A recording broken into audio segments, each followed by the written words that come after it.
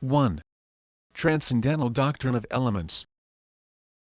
First part. Transcendental Aesthetic. Introductory. In whatsoever mode, or by whatsoever means, our knowledge may relate to objects, it is at least quite clear that the only manner in which it immediately relates to them is by means of an intuition. To this is the indispensable groundwork. All thought points. But an intuition can take place only in so far as the object is given to us. This, again, is only possible, to man at least, on condition that the object affect the mind in a certain manner. The capacity for receiving representations, receptivity through the mode in which we are affected by objects, is called sensibility. By means of sensibility, therefore, objects are given to us, and it alone furnishes us with intuitions.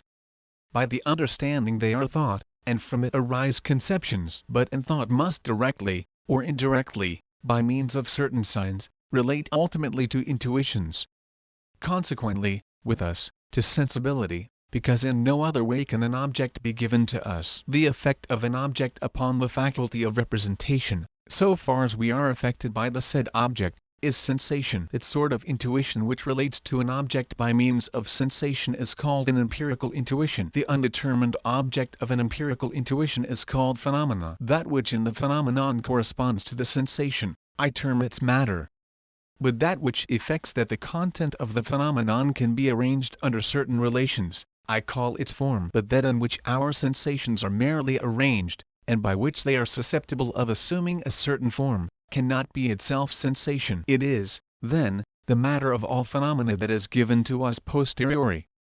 The form must lie ready priori for them in the mind, and consequently can be regarded separately from all sensation. I call all representations pure, in the transcendental meaning of the word, wherein nothing is met with that belongs to sensation. And accordingly we find existing in the mind priori, the pure form of sensuous intuitions in general, in which all the manifold content of the phenomenal world is arranged and viewed under certain relations. This pure form of sensibility I shall call pure intuition. Thus, if I take away from our representation of a body all that the understanding thinks is belonging to it, as substance, force, divisibility, etc., and also whatever belongs to sensation, as impenetrability, hardness, color, etc., yet there is still something left us from this empirical intuition, namely, extension and shape. These belong to pure intuition, which exists priori in the mind, as a mere form of sensibility, and without any real object of the senses or any sensation. The science of all the principles of sensibility priori, I call Transcendental Æsthetic. There must,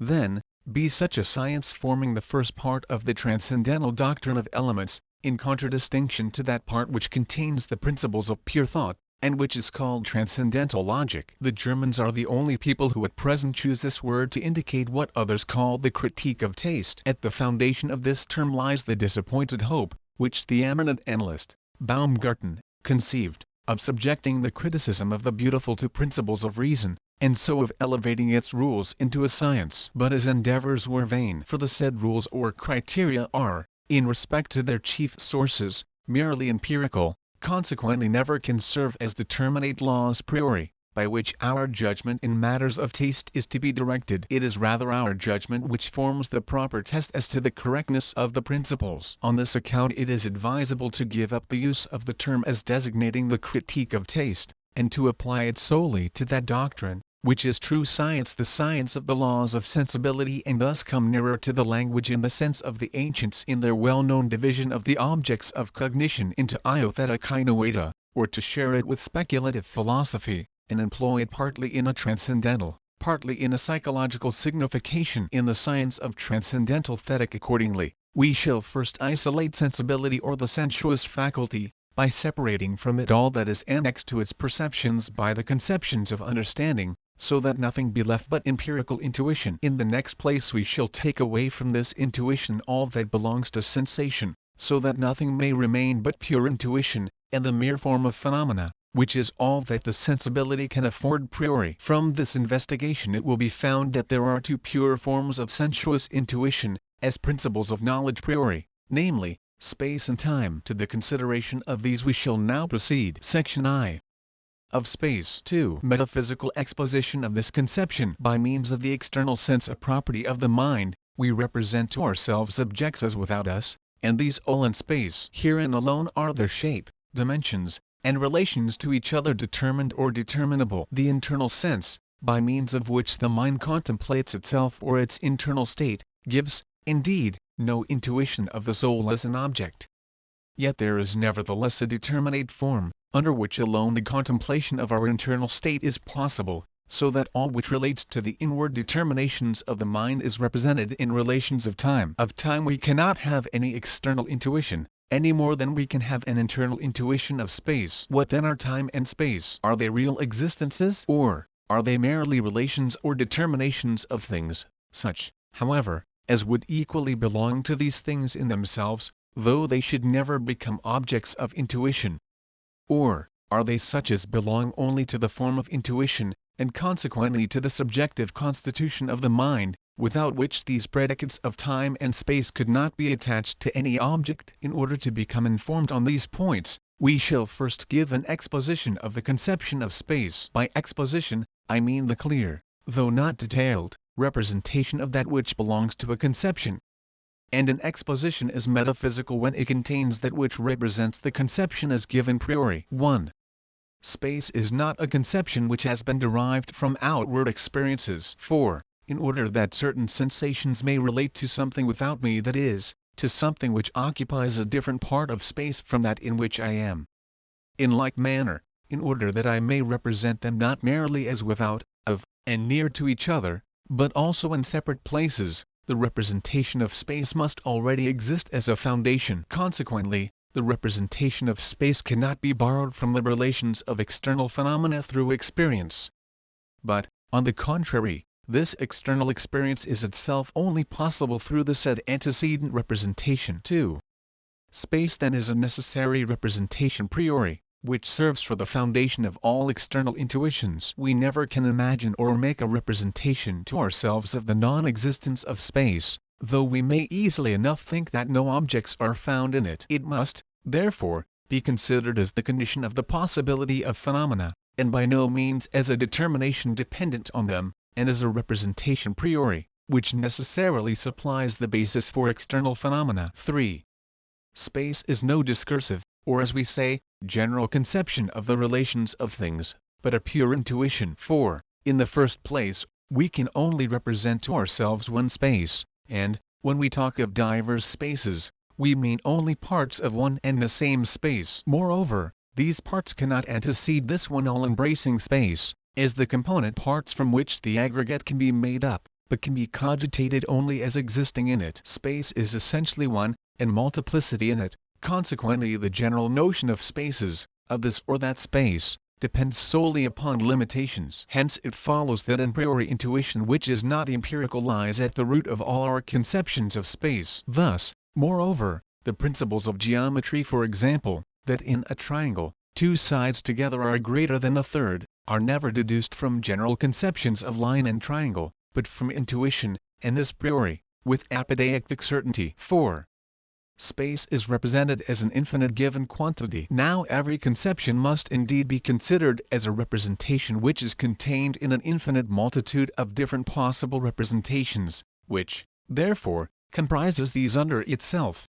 But no conception, as such, can be so conceived, as if it contained within itself an infinite multitude of representations. Nevertheless, space is so conceived of, for all parts of space are equally capable of being produced to infinity. Consequently, the original representation of space is an intuition priori, and not a conception. 3. Transcendental exposition of the conception of space. By a transcendental exposition, I mean the explanation of a conception, as a principle, whence can be discerned the possibility of other synthetical priori cognitions. For this purpose, it is requisite, firstly, that such cognitions do really flow from the given conception, and, secondly, that the said cognitions are only possible under the presupposition of a given mode of explaining this conception. Geometry is a science which determines the properties of space synthetically, and yet priori. What, then, must be our representation of space, in order that such a cognition of it may be possible? It must be originally intuition,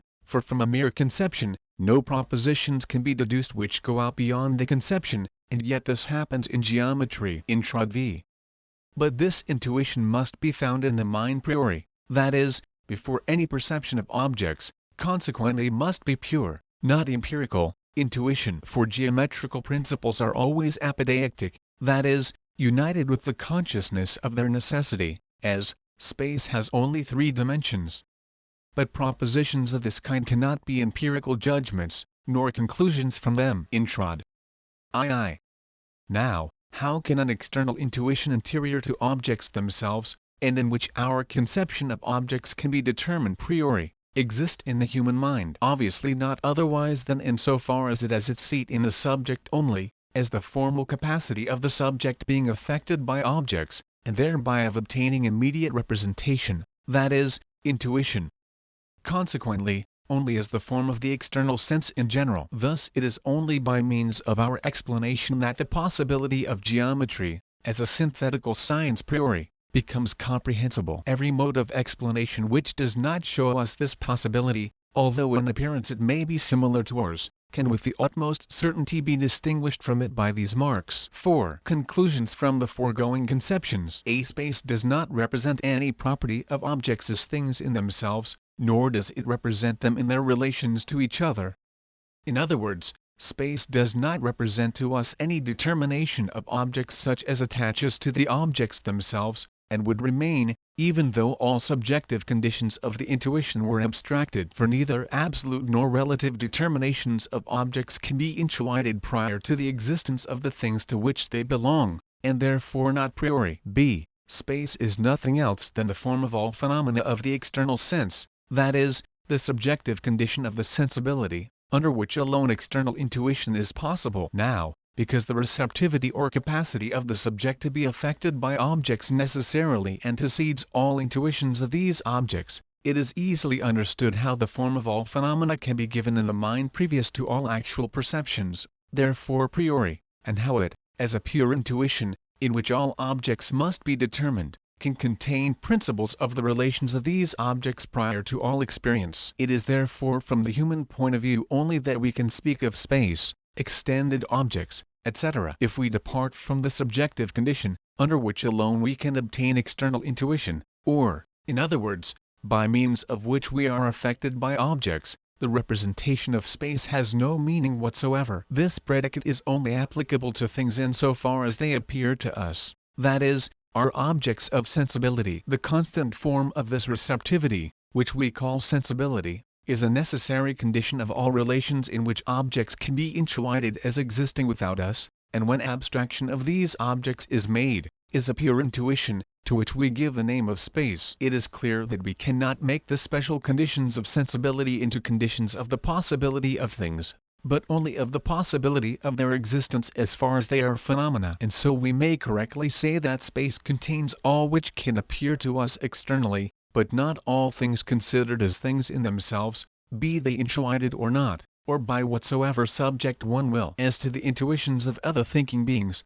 we cannot judge whether they are or are not bound by the same conditions which limit our own intuition, and which for us are universally valid. If we join the limitation of a judgment to the conception of the subject, then the judgment will possess unconditioned validity. For example, the proposition, all objects are beside each other in space, is valid only under the limitation that these things are taken as objects of our sensuous intuition. But if I join the condition to the conception and say, all things, as external phenomena, are beside each other in space, then the rule is valid universally, and without any limitation. Our expositions, consequently, teach the reality that is, the objective validity of space in regard of all which can be presented to us externally as object, and at the same time also the ideality of space in regard to objects when they are considered by means of reason as things in themselves, that is, without reference to the constitution of our sensibility. We maintain, therefore, the empirical reality of space in regard to all possible external experience,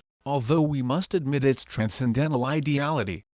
In other words, that it is nothing, so soon as we withdraw the condition upon which the possibility of all experience depends and look upon space as something that belongs to things in themselves. But, with the exception of space, there is no representation, subjective in referring to something external to us, which could be called objective a priori, for there are no other subjective representations from which we can deduce synthetical propositions a priori, as we can from the intuition of space. C3.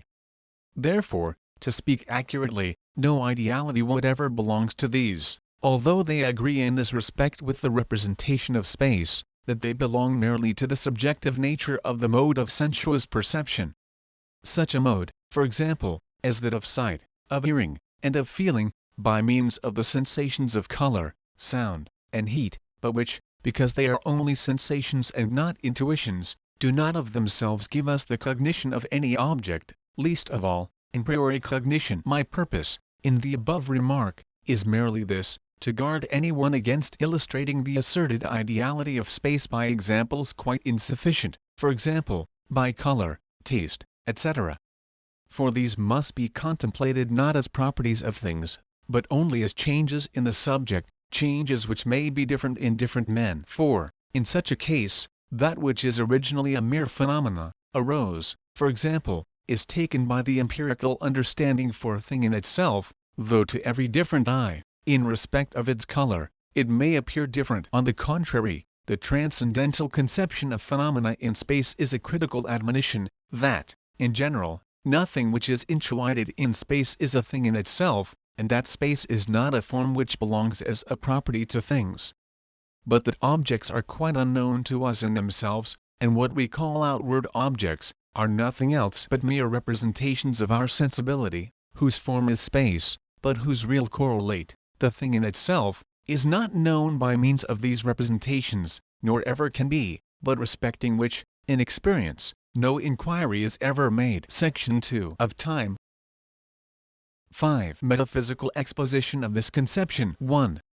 Time is not an empirical conception, for neither coexistence nor succession would be perceived by us, if the representation of time did not exist as a foundation priori. Without this presupposition we could not represent to ourselves that things exist together at one and the same time, or at different times, that is, contemporaneously, or in succession. 2.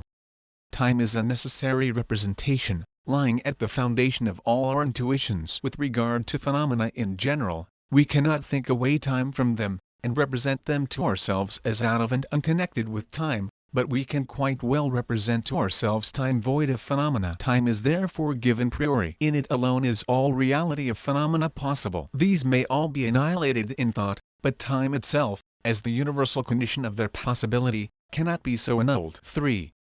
On this necessity priori is also founded the possibility of apodeictic principles of the relations of time, or axioms of time in general, such as, time has only one dimension, different times are not coexistent but successive, as different spaces are not successive but coexistent. These principles cannot be derived from experience, for it would give neither strict universality, nor apodeictic certainty. We should only be able to say, so common experience teaches us, but not it must be so. They are valid as rules, through which, in general, experience is possible. And they instruct us respecting experience, and not by means of it. 4. Time is not a discursive, or as it is called, general conception, but a pure form of the sensuous intuition. Different times are merely parts of one and the same time, but the representation which can only be given by a single object is an intuition. Besides, the proposition that different times cannot be coexistent could not be derived from a general conception, for this proposition is synthetical, and therefore cannot spring out of conceptions alone. It is therefore contained immediately in the intuition and representation of time. 5. The infinity of time signifies nothing more than that every determined quantity of time is possible only through limitations of one time lying at the foundation. Consequently, the original representation, time, must be given as unlimited. But as the determinate representation of the parts of time and of every quantity of an object can only be obtained by limitation, the complete representation of time must not be furnished by means of conceptions, for these contain only partial representations. Conceptions, on the contrary, must have immediate intuition for their basis. 6. Transcendental exposition of the conception of time. I may here refer to what is said above 5.3, where, for sake of brevity, I have placed under the head of metaphysical exposition, that which is properly transcendental. Here I shall add that the conception of change, and with it the conception of motion, as change of place, is possible only through and in the representation of time. That if this representation were not an intuition internal priori, no conception, of whatever kind, could render comprehensible the possibility of change, in other words, of a conjunction of contradictorily opposed predicates in one and the same object, for example, the presence of a thing in a place and the non-presence of the same thing in the same place. It is only in time that it is possible to meet with two contradictorily opposed determinations in one thing, that is, after each other. Thus our conception of time explains the possibility of so much synthetical knowledge a priori, as is exhibited in the general doctrine of motion, which is not a little fruitful. 7. Conclusions from the above conceptions. A time is not something which subsists of itself, or which inheres in things as an objective determination, and therefore remains, when abstraction is made of the subjective conditions of the intuition of things. For in the former case, it would be something real, yet without presenting to any power of perception any real object. In the latter case, as an order or determination inherent in things themselves, it could not be antecedent to things, as their condition, nor discerned or intuited by means of synthetical propositions a priori. But all this is quite possible when we regard time as merely the subjective condition under which all our intuitions take place. For in that case, this form of the inward intuition can be represented prior to the objects, and consequently a priori. B. Time is nothing else than the form of the internal sense, that is, of the intuitions of self and of our internal state. For time cannot be any determination of outward phenomena. It has to do neither with shape nor position. On the contrary, it determines the relation of representations in our internal state. And precisely because this internal intuition presents to us no shape or form, we endeavor to supply this want by analogies, and represent the course of time by a line progressing to infinity, the content of which constitutes a series which is only of one dimension. And we conclude from the properties of this line as to all the properties of time, with a single exception, that the parts of the line are coexistent, whilst those of time are successive. From this it is clear also that the representation of time is itself an intuition, because all its relations can be expressed in an external intuition. C. Time is the formal condition a priori of all phenomena whatsoever. Space, as the pure form of external intuition, is limited as a condition a priori to external phenomena alone. On the other hand, because all representations, whether they have or have not external things for their objects, still in themselves, as determinations of the mind, belong to our internal state. And because this internal state is subject to the formal condition of the internal intuition, that is, to time. Time is a condition a priori of all phenomena whatsoever, the immediate condition of all internal, and thereby the mediate condition of all external phenomena. If I can say a priori, all outward phenomena are in space, and determine a priori according to the relations of space, I can also, from the principle of the internal sense, affirm universally, all phenomena in general, that is, all objects of the senses, are in time and stand necessarily in relations of time. If we abstract our internal intuition of ourselves and all external intuitions, possible only by virtue of this internal intuition and presented to us by our faculty of representation, and consequently take objects as they are in themselves, then time is nothing. It is only of objective validity in regard to phenomena, because these are things which we regard as objects of our senses. It no longer objective. We make abstraction of the sensuousness of our intuition,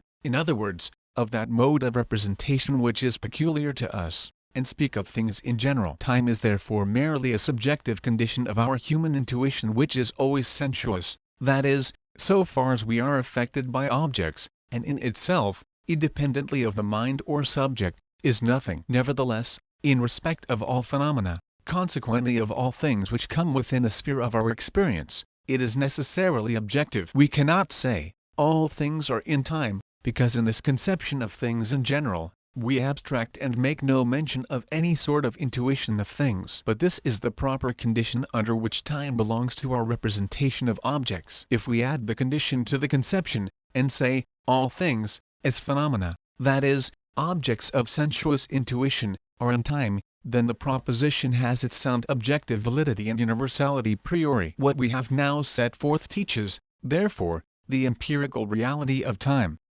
That is, its objective validity in reference to all objects which can ever be presented to our senses. And as our intuition is always sensuous, no object ever can be presented to us in experience, which does not come under the conditions of time. On the other hand, we deny to time all claim to absolute reality.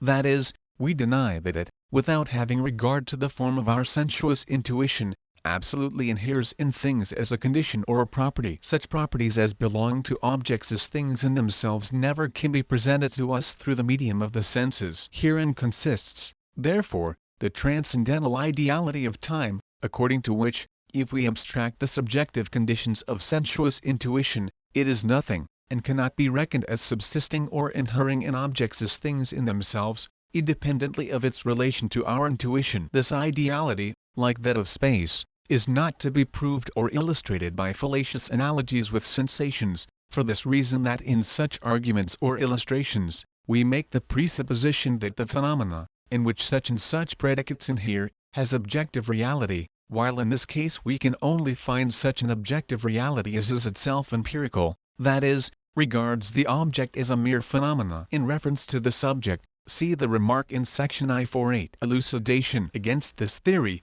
which grants empirical reality to time, but denies to it absolute and transcendental reality. I have heard from intelligent men an objection so unanimously urged that I conclude that it must naturally present itself to every reader to whom these considerations are novel. It runs thus: changes are real. Thus the continual change in our own representations demonstrates, even though the existence of all external phenomena, together with their changes, is denied. Now, changes are only possible in time, and therefore time must be something real. But there is no difficulty in answering this. I grant the whole argument. Time, no doubt, is something real, that is, it is the real form of our internal intuition. It therefore has subjective reality, in reference to our internal experience, that is, I have really the representation of time and of my determinations therein. Time, therefore, is not to be regarded as an object, but as the mode of representation of myself as an object. But if I could intuit myself, or be intuited by another being,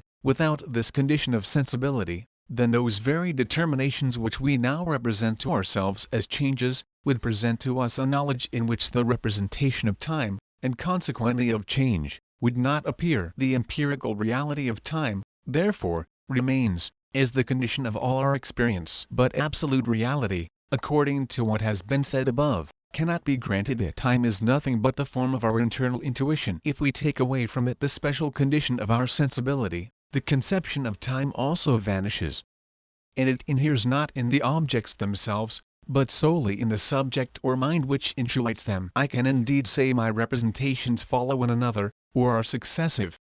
But this means only that we are conscious of them as in a succession, that is, according to the form of the internal sense. Time, therefore, is not a thing in itself, nor is it any objective determination pertaining to, or inherent in things. But the reason why this objection is so unanimously brought against our doctrine of time, and that too by disputants who cannot start any intelligible arguments against the doctrine of the ideality of space, is this: they have no hope of demonstrating apodeictically the absolute reality of space, because the doctrine of idealism is against them, according to which the reality of external objects is not capable of any strict proof. On the other hand, the reality of the object of our internal sense, that is, myself and my internal state, is clear immediately through consciousness. The former external objects in space might be a mere delusion, but the latter the object of my internal perception is undeniably real. They do not, however, reflect that both, without question of their reality as representations,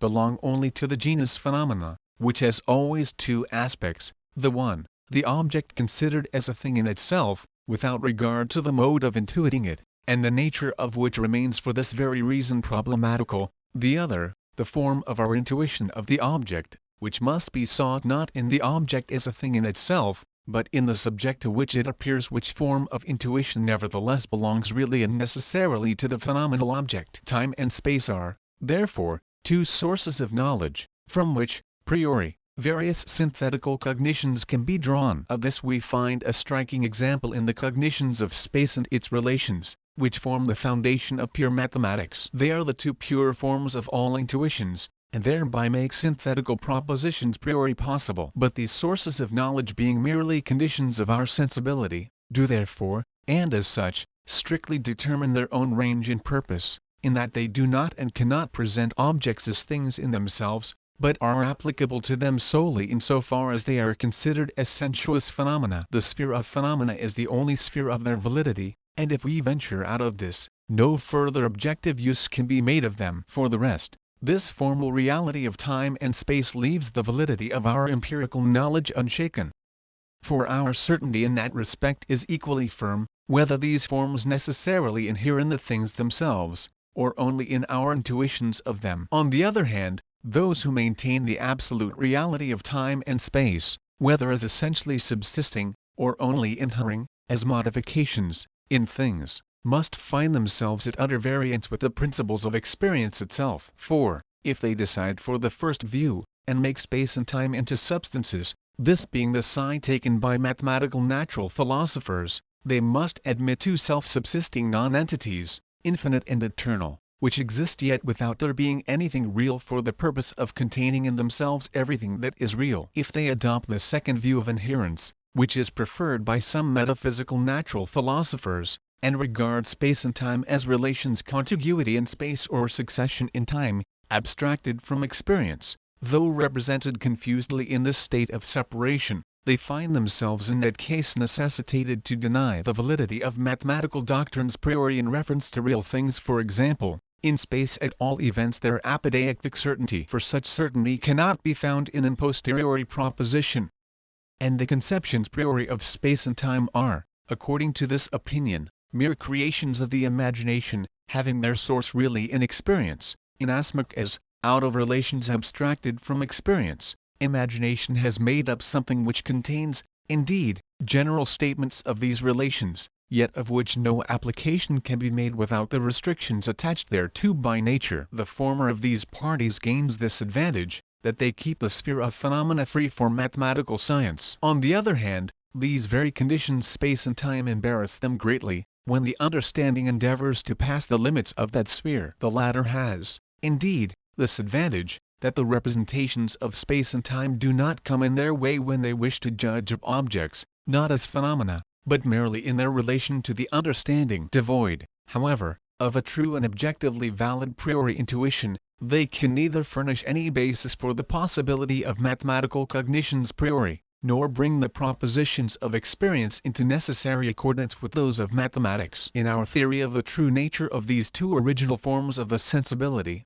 both difficulties are surmounted. In conclusion, the Transcendental Æsthetic cannot contain any more than these two elements space and time, is sufficiently obvious from the fact that all other conceptions appertaining to sensibility, even that of motion, which unites in itself both elements, presuppose something empirical. Motion, for example, presupposes the perception of something movable. But space considered in itself contains nothing movable. Consequently motion must be something which is found in space only through experience, in other words, an empirical datum. In like manner, Transcendental Æsthetic cannot number the conception of change among its data priori.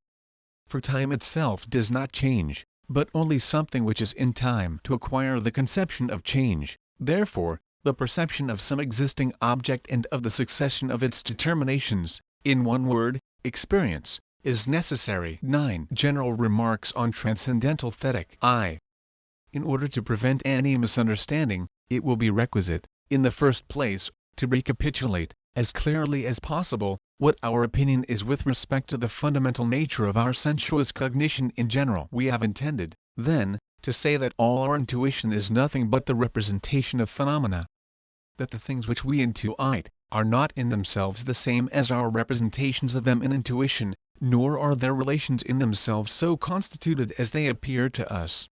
And that if we take away the subject, or even only the subjective constitution of our senses in general, then not only the nature and relations of objects in space and time, but even space and time themselves disappear.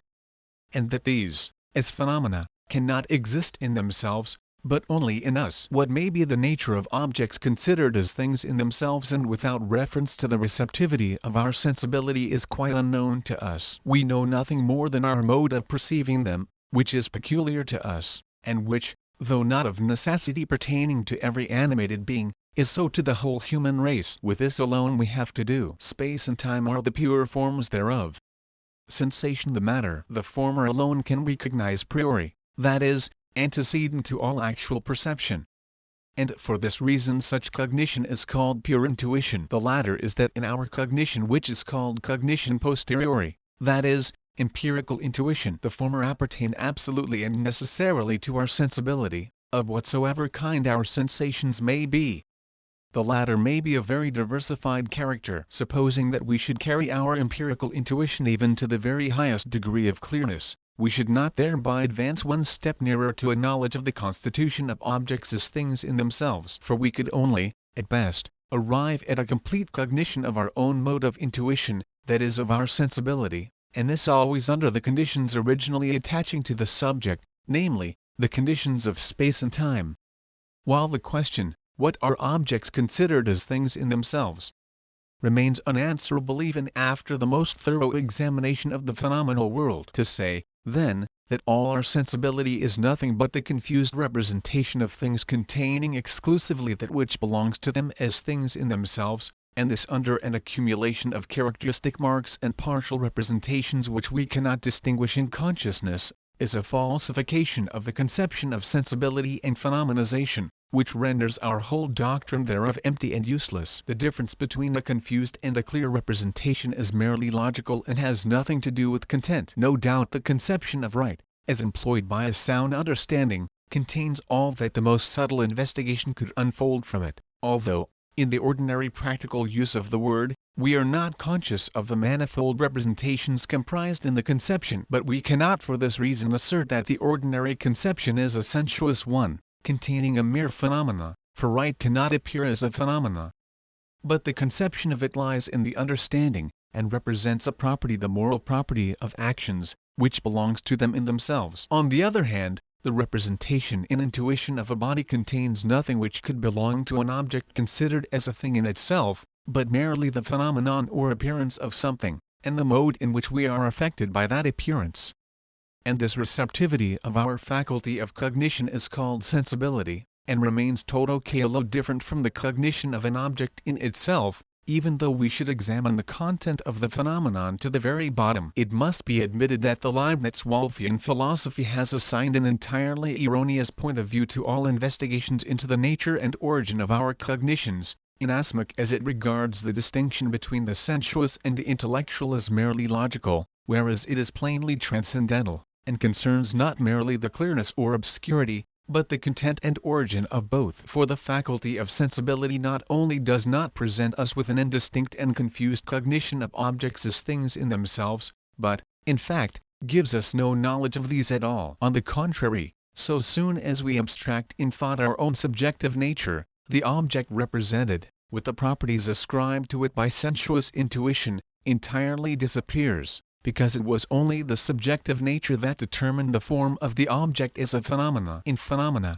we commonly, indeed, distinguish that which essentially belongs to the intuition of them, and is valid for the sensuous faculty of every human being, from that which belongs to the same intuition accidentally, as valid not for the sensuous faculty in general, but for a particular state or organization of this or that sense. Accordingly, we are accustomed to say that the former is a cognition which represents the object itself, whilst the latter presents only a particular appearance or phenomenon thereof. This distinction, however, is only empirical. If we stop here as is usual, and do not regard the empirical intuition as itself a mere phenomenon as we ought to do, in which nothing that can appertain to a thing in itself is to be found, our transcendental distinction is lost, and we believe that we recognize objects as things in themselves, although in the whole range of the sensuous world, investigate the nature of its objects as profoundly as we may, we have to do with nothing but phenomena. Thus, we call the rainbow a mere appearance of phenomenon in a sunny shower,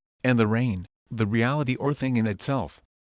And this is right enough, if we understand the latter conception in a merely physical sense, that is, as that which in universal experience, and under whatever conditions of sensuous perception, is known in intuition to be so and so determined, and not otherwise. But if we consider this empirical datum generally, and inquire, without reference to its accordance with all our senses, whether there can be discovered in it aught which represents an object as a thing in itself, the raindrops of course are not such, for they are, as phenomena, empirical objects. The question of the relation of the representation to the object is transcendental.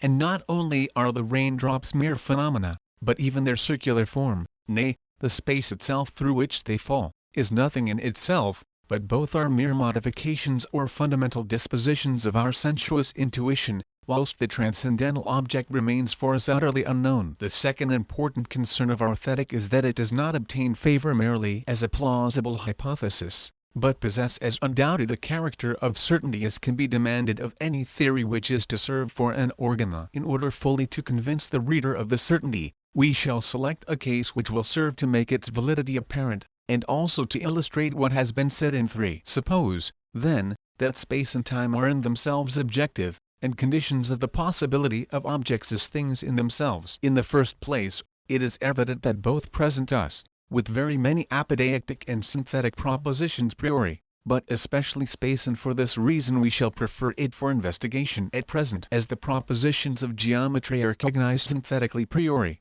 and with apodeictic certainty, I inquire, whence do you obtain propositions of this kind, and on what basis does the understanding rest, in order to arrive at such absolutely necessary and universally valid truths? There is no other way than through intuitions or conceptions, as such.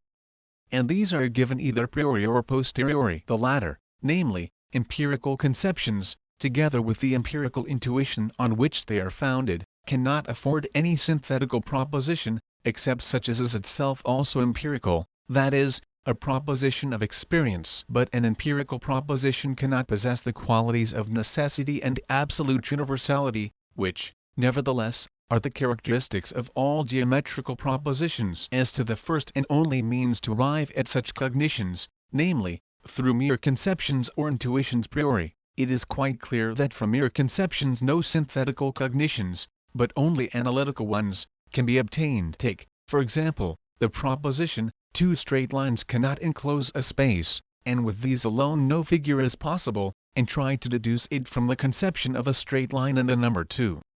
Or take the proposition, it is possible to construct a figure with 3 straight lines, and endeavor, in like manner, to deduce it from the mere conception of a straight line and a number 3. All your endeavors are in vain, and you find yourself forced to have recourse to intuition, as, in fact, geometry always does. You therefore give yourself an object in intuition. But of what kind is this intuition? Is it a priori, or is it an empirical intuition? If the latter, then neither an universally valid, much less an apodeictic proposition can arise from it, for experience never can give us any such proposition. You must, therefore, give yourself an object a priori in intuition, and upon that ground your synthetical proposition. Now if there did not exist within you a faculty of intuition a priori, if the subjective condition were not in respect to its form also the universal condition a priori under which alone the object of this external intuition is itself possible, if the object, that is, the triangle, were something in itself,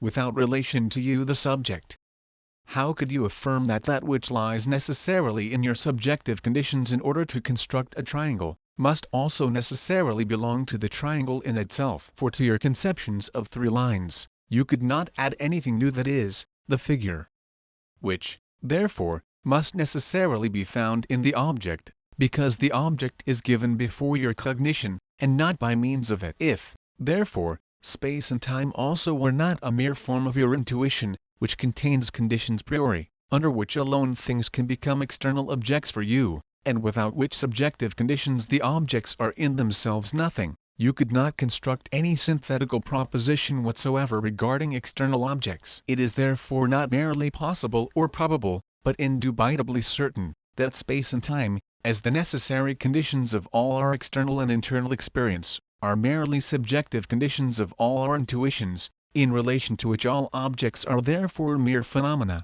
and not things in themselves, presented to us in this particular manner. And for this reason, in respect to the form of phenomena, much may be said a priori, whilst of the thing in itself, which may lie at the foundation of these phenomena, it is impossible to say anything.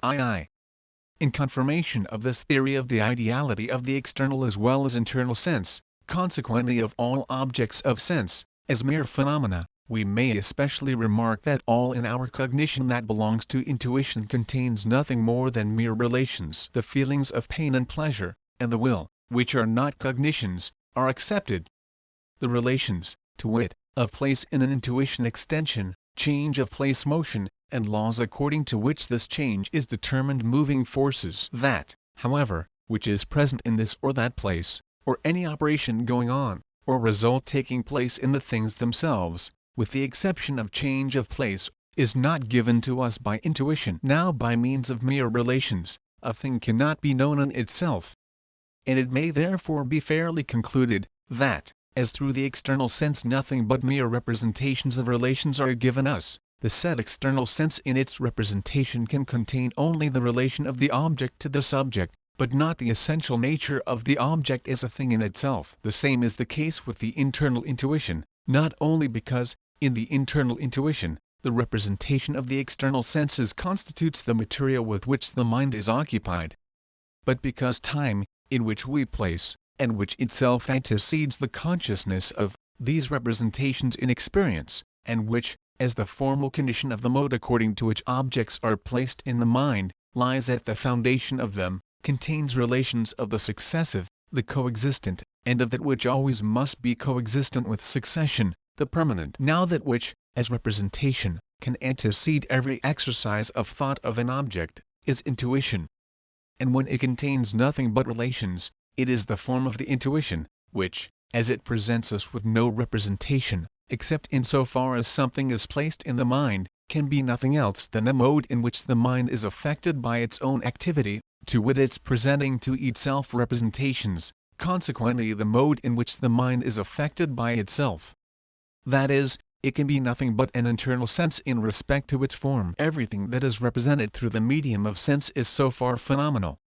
Consequently, we must either refuse altogether to admit an internal sense, or the subject, which is the object of that sense, could only be represented by it as phenomena, and not as it would judge of itself, if its intuition were pure spontaneous activity, that is, were intellectual. The difficulty here lies wholly in the question, how can the subject have an internal intuition of itself? But this difficulty is common to every theory. The consciousness of self-apperception is the simple representation of the ego.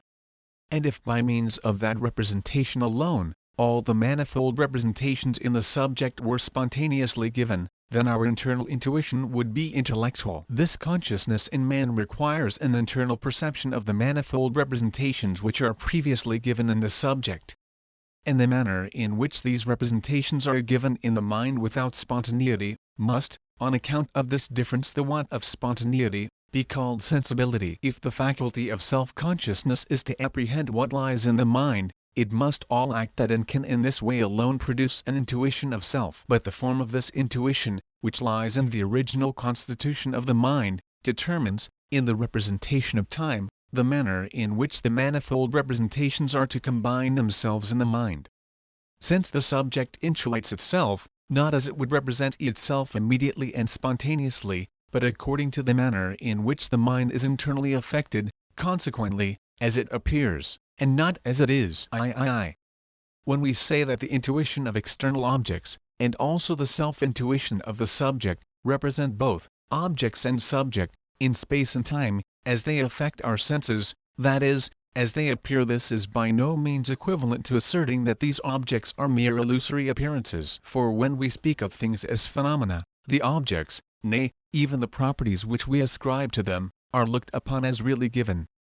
Only that, in so far as this or that property depends upon the mode of intuition of the subject, in the relation of the given object to the subject, the object as phenomenon is to be distinguished from the object as a thing in itself. Thus I do not say that bodies seem or appear to be external to me, or that my soul seems merely to be given in my self-consciousness, although I maintain that the properties of space and time, in conformity to which I said both, as the condition of their existence, abide in my mode of intuition, and not in the objects in themselves. It would be my own fault, if out of that which I should reckon as phenomena, I made mere illusory appearance. But this will not happen, because of our principle of the ideality of all sensuous intuitions. On the contrary, if we ascribe objective reality to these forms of representation, it becomes impossible to avoid changing everything into mere appearance. For if we regard space and time as properties, which must be found in objects as things in themselves, as sine quibus non of the possibility of their existence, and reflect on the absurdities in which we then find ourselves involved,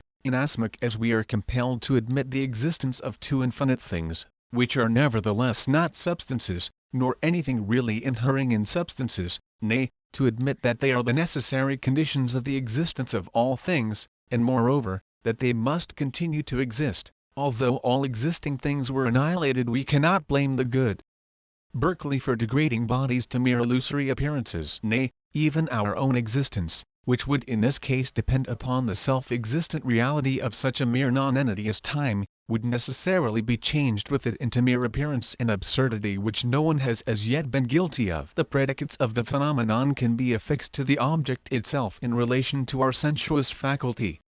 For example, the red color or the perfume to the rose. But illusory appearance never can be attributed as a predicate to an object, for this very reason, that it attributes to this object in itself that which belongs to it only in relation to our sensuous faculty, or to the subject in general. For example, the two handles which were formerly ascribed to Saturn, that which is never to be found in the object itself, but always in the relation of the object to the subject, and which moreover is inseparable from our representation of the object, we denominate phenomena. Thus the predicates of space and time are rightly attributed to objects of the senses as such, and in this there is no illusion. On the contrary, if I ascribe redness of the rose as a thing in itself, or to Saturn his handles, or extension to all external objects, considered as things in themselves, without regarding the determinate relation of these objects to the subject, and without limiting my judgment to that relation, then, and then only, arises illusion. IV. In natural theology, where we think of an object God which never can be an object of intuition to us, and even to himself can never be an object of sensuous intuition, we carefully avoid attributing to his intuition the conditions of space and time and intuition all as cognition must be, and not thought, which always includes limitation. But with what right can we do this if we make them forms of objects as things in themselves, and such, moreover, as would continue to exist as priori conditions of the existence of things, even though the things themselves were annihilated? For as conditions of all existence in general, space and time must be conditions of the existence of the Supreme Being also. But if we do not thus make them objective forms of all things, there is no other way left than to make them subjective forms of our mode of intuition, external and internal, which is called sensuous, because it is not primitive, that is not such as gives in itself the existence of the object of the intuition, a mode of intuition which, so far as we can judge, can belong only to the Creator, but is dependent on the existence of the object, is possible, therefore, only on condition that the representative faculty of the subject is affected by the object. It is, moreover, not necessary that we should limit the mode of intuition in space and time to the sensuous faculty of man. It may well be that all finite thinking beings must necessarily in this respect agree with man, though as to this we cannot decide, but sensibility does not on account of this universality cease to be sensibility, for this very reason, that it is a deduced intuitus derivativus, and not an original intuitus originarius, consequently not an intellectual intuition, and this intuition, as such, for reasons above mentioned, seems to belong solely to the Supreme Being, but never to a being dependent, its existence, as well as its intuition, which its existence determines and limits relatively to given objects. This latter remark, however, must be taken only as an illustration, and not as any proof of the truth of our thetical theory. 10. Conclusion of the Transcendental Æsthetic. We have now completely before us one part of the solution of the grand general problem of transcendental philosophy,